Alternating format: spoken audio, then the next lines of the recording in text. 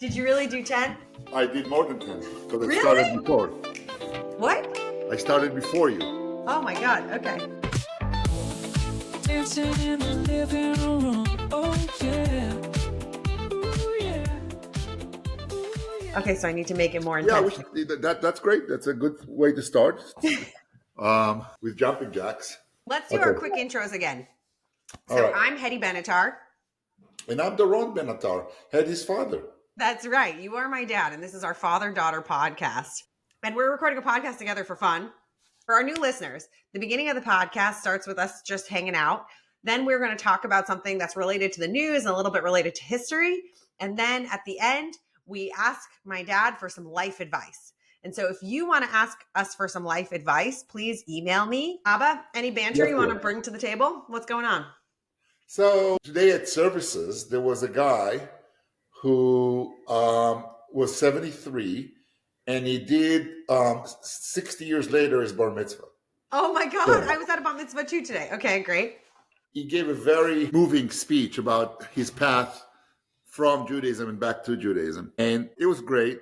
And the thing that struck me was even in his most secular days, when he was completely anti-against, his wife said that they're going to keep a kosher house. So that, on a daily basis, they remember they're Jewish. I mean, they didn't go to services, didn't celebrate holidays. They just kept a kosher house. And I can see, since I keep a kosher house, that what it does, it makes your Jewish identity kind of a daily thing. It's like a completely ordinary manner of your existence rather than something that you have to go to a certain place for, or you have to do something for. It's just a regular, that's just the way you live, you eat kosher food and stuff like that. So I liked it. That was beautiful. Very moving. Yep. Okay, Abba, I sent you some questions, some did? prompts ahead of time.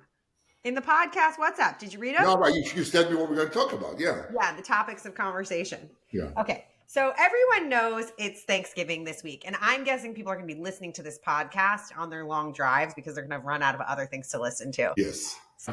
Okay. So here we are sitting on November 23rd, because we're doing this on a Saturday night. And we know that Matt Gaetz has withdrawn his nomination for being Attorney General. And the thing that I was thinking about and wanted to ask you about was I wanted to ask a little bit of what is the history with cabinet nominations? Did we always have this many cabinet nominations? What's a little bit about that? So initially, there were only a few cabinet positions that usually the president would appoint leading politicians to these positions.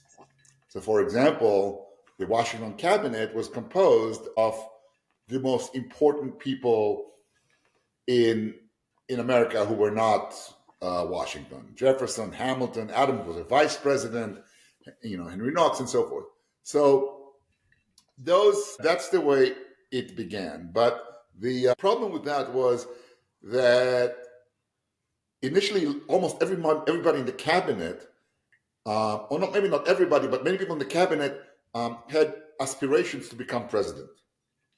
You would get a cabinet position because you were a powerful politician, a leader of some sort, not like the trusted person of that particular president. And the nature of the presidency changed with Andrew Jackson, who, when Jackson became president, as I'm sure all of our listeners know. Which was when? When did he?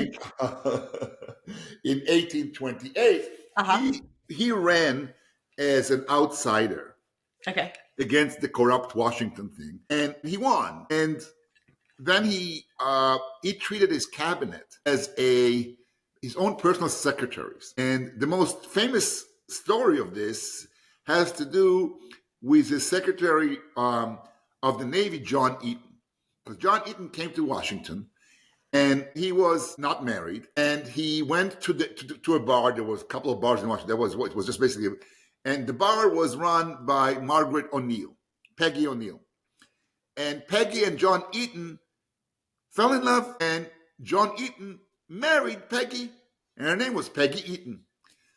But now comes the problem. Since Washington was basically a little kibbutz where everybody was in each other's kishkes, the and there was nothing to do. I mean, there was just nothing there. It was a swamps and stuff like that. A very important avenue of the government was the parties, the parties in which people socialized and stuff like that, because there was nobody to socialize with. I mean, so Washington was composed of members of Congress, members of the cabinet, and a bunch of homeless people looking for food. And I'm exaggerating a bit, but by and large. And so the women of wives of the cabinet members of Jackson refused to invite Peggy to their parties because they called her hussy, which suggests some sexual looseness of some sort. Okay? And then that was a real problem, because if you were not invited to the parties, who would you socialize with? And Andrew Jackson took this matter very seriously, because Andrew Jackson himself had a sad story with the gossip circles of Washington. Jackson had married Rachel Donaldson, who at the time that he married her happened to have been married to somebody else. This kind of thing happened. The guy she married was a truly no-goodnik, and he was out of town, or who knows where he was. Then he showed up again, and Jackson told him that if he doesn't get out of town, he will simply kill him. And Jackson was a good shot. And so the guy left and disappeared, and then Jackson and Donaldson lived together happily ever after, until Jackson ran for the president in 1828 against John Quincy Adams. And then the campaign started to attack Jackson for being a bigamist and Rachel Donaldson for being like being a whore or something like that. And it affected Rachel very much, and she died before Jackson was inaugurated.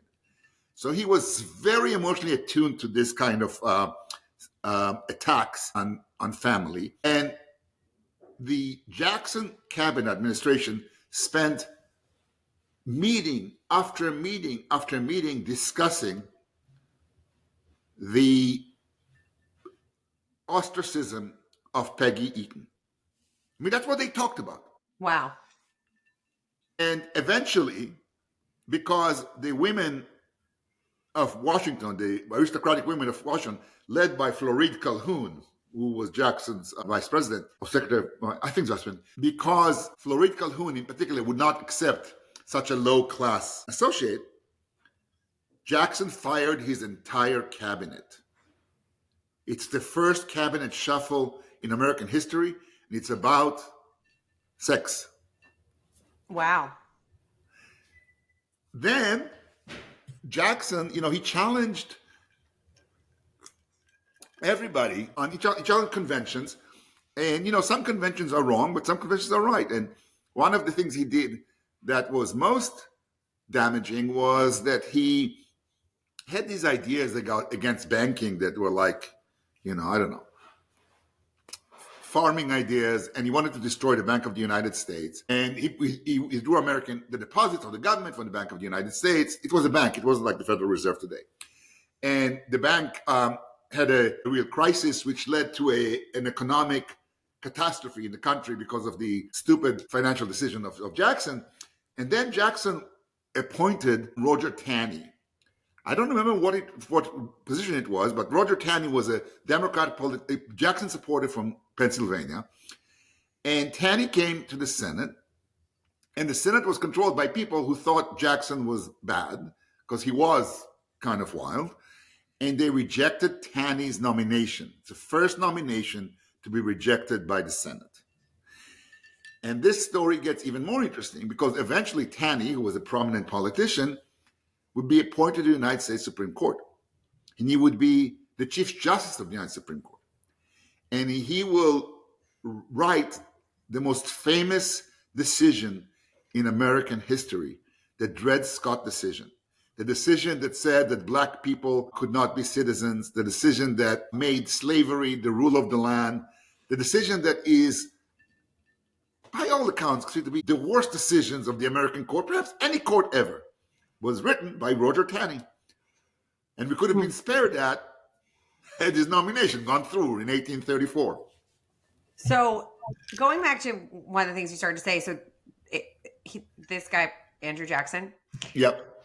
he fired his whole cabinet. Were they in the cabinet positions before he got there? No, Like, no, both the cabinet. he still appointed the cabinet. The president. Yeah. I mean, every president selects his own cabinet. They select their own cabinet. Okay. But the Wow. cabinet before Jackson tended to be composed of the most important politicians. Yeah. You know, when you were a young kid, you would know all the secretaries of state, right? Who Yeah. was Washington Secretary of State, Jefferson, and so forth. Why did you know them? Because, and then they were Secretary of States, and then they became president. Why did you know them? Because you would appoint to the State Department a very important politician, and this was like setting him up to be the next president. Yeah. So you have Jefferson, Madison, Monroe, John Quincy Adams. All of those people were Secretary of States before they become presidents. Andrew Jackson, good guy, bad guy? Sounds like he didn't do so many great things. What's the spread on him? You know, everybody is a bad guy if you want to look at it. You know, Jackson's legacy in modern times is shaped by his Indian policy, and that under him, the Indians of the Southeast, particularly of Georgia, were removed to Oklahoma in an act that cost the lives of many and destroyed their societies. Jackson, the Supreme Court told Jackson that he couldn't do certain things, and Jackson famously said, John Marshall was the Chief Justice, if John Marshall wants to enforce the law, he can go and do it. Of course, the court doesn't have any way to enforce it, so he disobeyed the Supreme Court just to remove Indians from Georgia land, because there were all these settlers who wanted the land, and there was also, they thought there was gold there. There not to be gold, but once, you know, white people heard of gold, they just went crazy and, you know, went there and, you know, violated. There were all these treaties with those tribes, particularly with the Cherokees, that protected their kind of sovereignty within those reservations they had. But once people thought, oh, the land they have is good land, screw the treaties, and that's where they removed them. What was the good stuff about this guy? I mean, you just told two bad stories about him. Does he have any good? You said, well, the Peggy Eaton story is a good story of him standing by Peggy Eaton, defending the honor. Yeah, not worrying about. And another thing about Jackson, that is needs to be understood is that, in a way, he was the first non-aristocrat to be president. I mean, Jackson was a rich planter and a slave owner and all these other things. But, you know, he didn't come from a refined family like the others, Washington and Jefferson and Adamses and Monroe. They all came for like these genteel things. And that's what made him so popular with the masses. It's the first time that people actually vote in an election. Until 1828, most federal elections were very poorly attended. Very few people participated in them. And then what happened, actually, it's an interesting story. In 1824, there are 4 candidates running for the president. And Jackson wins the majority of the votes and the majority of the electoral college votes. But he doesn't win the absolute majority. And so what you have is the elections go to the House of Representatives, where John Quincy Adams does a deal with Henry Clay, in which Henry Clay, who was the Speaker of the House, the most powerful one, will swing votes to Adams in exchange of Adams making him the Secretary of State. Again, Clay thinking that the State Department will be his access to the presidency. Jackson was wrong. I mean, he should have been president. He won by significant majorities, but not by absolute majorities. And so in 28, he ran to against the corrupt deal, and masses of people voted and voted for him overwhelmingly against these sort of dirty deals of the aristocracy. So in some ways, Jackson represents, although he himself was a bad guy and he murdered people and he did all these things, he represents kind of the coming of the common man in America. It's still not common woman. It's still not blacks or Indians or whatever, but the common man. And it's an important step. Wow. Abba, this is such a good story. That was amazing. This is such a good story. Okay. Was there any other? Matt Gaetz, however. Oh, you want to talk about Matt Gaetz? Let's talk. Yeah, about I think we should talk about Matt Gaetz because let's talk about him. Can I tell you my opinion for a second, even though I'm a nobody? Excuse me? Can I tell you my opinion, even though I'm a nobody? Yes. Okay. Now, you're not a nobody. I'm hosting this podcast. I'm not a No, nobody. you're not the podcast. I'm Second, Heddy Ben-Atar. What's my opinion about Matt Gaetz? I'm surprised he withdrew because I really thought that this was like a Trump power move. Like Trump showing that he can really, like, he can get what he wants. right? And I'm very surprised that he actually withdrew and like that there actually wasn't enough support for him. Okay, what do you think about Matt Gaetz? So the thing, I am not sure if I'm be surprised or not. What's interesting about this episode, and it's been a common feature of American politics since the late 1980s, and that is the use of sexual innuendos to discredit candidates. Now, the first guy not to be appointed because of these kind of, people would decline appointments because of conflict of interest and stuff like that, or hyper-partisanship. But the principle of going after people's sexual lives began with the appointment of a guy named John Tower to Defense Department by George Herbert Walker Bush in 1989. And Tower was he was supposed to be Defense Department minister, and there were rumors that he was alcoholic and that he was womanizing and stuff like that. None of those rumors are particularly proven, but it was enough to besmirch his reputation, and he was voted down. And then from then on, it became the practice, mostly by Democrats, to attack Republican candidates over sexual matters. Clarence Thomas, Matt Kavanaugh, Matt Gaetz, you name it. It's always something sexual. And it's part of the process in which a Democratic Party that used to be once the party of liberalism has become the party of Puritanism. And how the Democratic Party has become the Puritans' repressive party of our time. Interesting. Wow, very interesting. Okay, we have to run around now.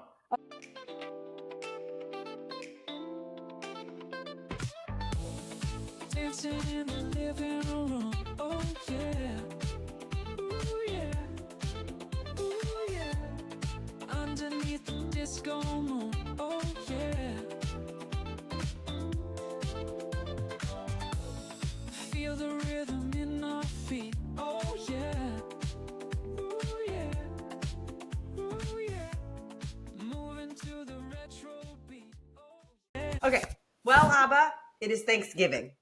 And Yes. so I have a advice question from a friend. So around Thanksgiving, you might notice that a lot of family members just check in with each other that one time a year. And one of the questions that comes up is, how's work, right? And this friend asks, is having work you care about important? Having work you care about important? Yeah.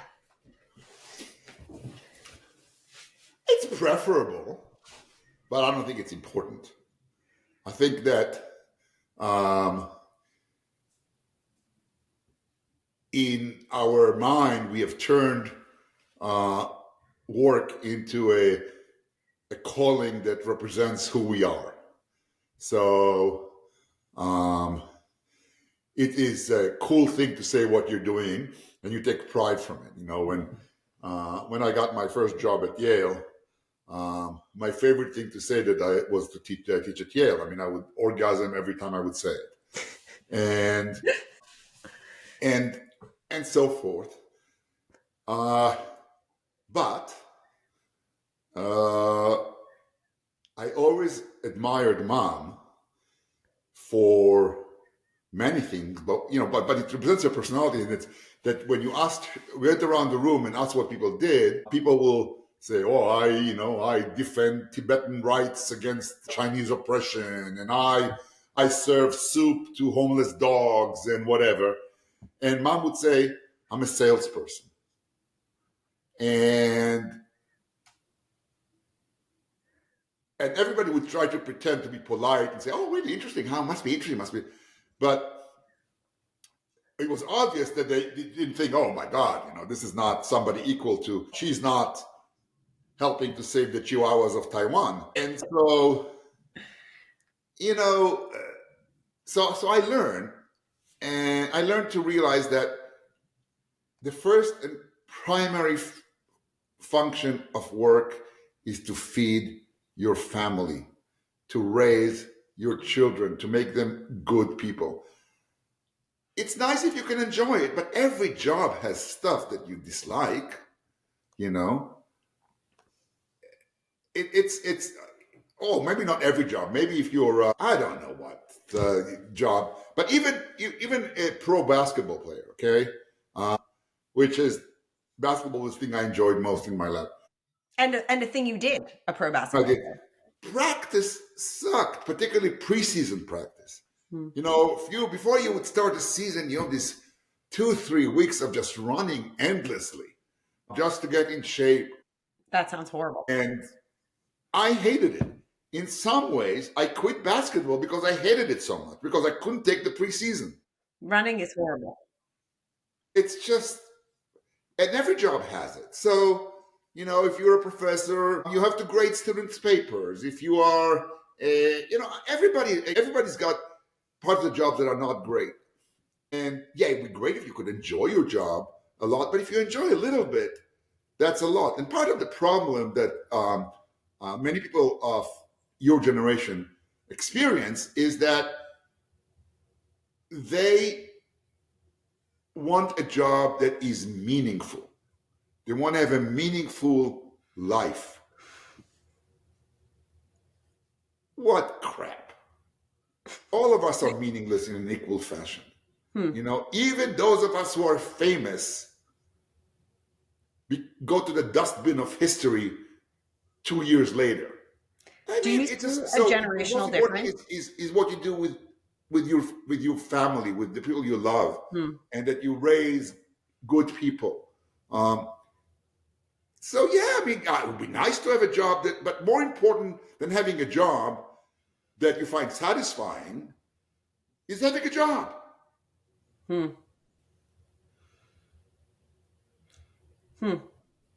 you see a generational difference between your generation's approach to work and mine, or your parents' generation's approach to work and Certainly mine? my parents' generation. My parents, my mother was a homeless refugee and without any food. And my father grew up in a house where he was sent to beg for money from richer relatives because they didn't have food. So both my parents thought of getting work as a job to get food on the table.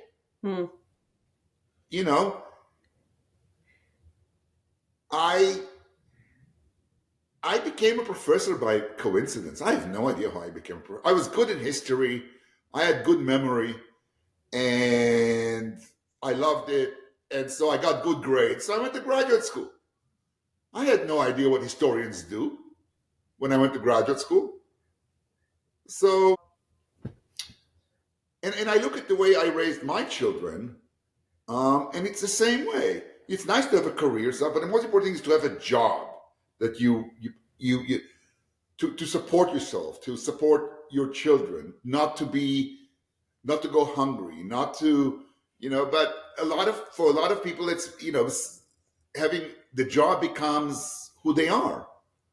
And if that's who you are, that's very important. So it's much better to be a starving artist than a well-fed secretary. There's no creds in being a secretary that goes home and celebrates Thanksgiving with her family and enjoys going to the movies with her husband. There's a lot of creds if you're a starving artist because you're sacrificing your happiness for art. I think it's full of it. Hmm. I think that's really part of the and it's so common among people we know because we grew up, you grew up in the privileged surroundings where parents had the means and they educated their children in a way that sort of was centered on the child.